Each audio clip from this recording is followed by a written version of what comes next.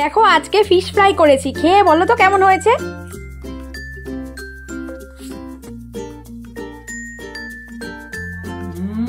দারুণ হয়েছে, দারুণ।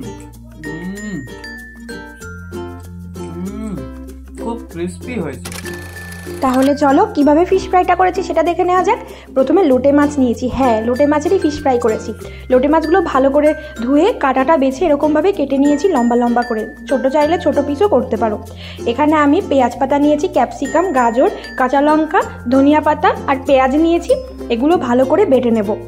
এবার অনেকে এটা নাও দিতে পারো, অনেকে এমনি ভাজা ভাজা করে, বাট আমি এগুলো সবজি দিয়ে ফ্রাই করব, তাহলে আরও টেস্টিটা বেশি হবে এই আর কি।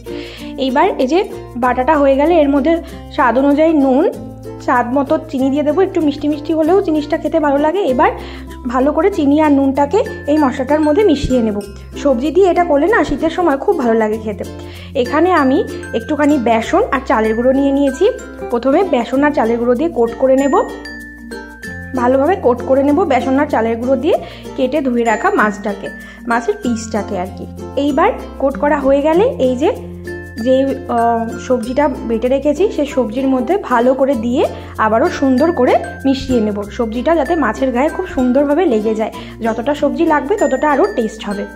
এবার সবজিটা মাখানো হয়ে গেলে আবারও কোট করে নেব এই যে বেসন আর চালের গুঁড়ো দিয়ে।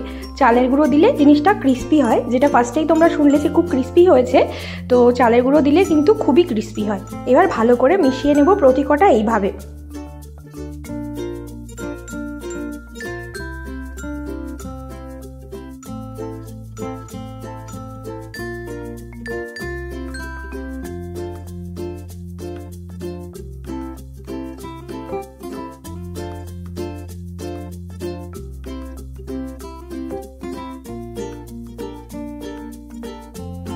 তো দেখো ফাইনালি আমার সবগুলো কোট করা হয়ে গেছে খুব সুন্দরভাবে সবজি দিয়ে, তারপরে চালের গুঁড়ো বেসন দিয়ে। এবার কড়াইতে বেশ পরিমাণ তেল দিয়ে নিয়েছি।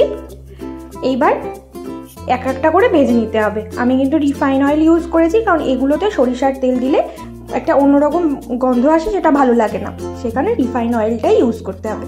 তো একদম আলতো আঁচ দিয়ে ভাজতে হবে, তাহলে ভেতরের মাছটা ভালোভাবে সেদ্ধ হয়ে যাবে। দেখো একদম আলতো আঁচ দিয়ে ভেজে নিয়েছি। এই দেখো মাছের কালারটা কি সুন্দর এসছে ভাজার পরে। প্রতি কটা ঠিক এইভাবে ভেজে নিয়েছি। লো ফ্লেমে দিয়ে ভাজবে, তাহলে ভেতরের মাছটাও খুব সুন্দরভাবে সেদ্ধ হবে আর ওপরটা তো সিদ্ধ হবেই। তো দেখো ফাইনালি সবগুলো ভাজা হয়ে গেছে। আর এইবার খেয়ে নেওয়া যাক। আমি যখন খাচ্ছিলাম তো একটুখানি ভিডিও নিলাম মাছটা ভেতরে কেমন সেদ্ধ হয়েছে দেখানোর জন্য। দেখো কি সুন্দর সফট হয়েছে আর কি সুন্দর জুসি লাগছে দেখতে।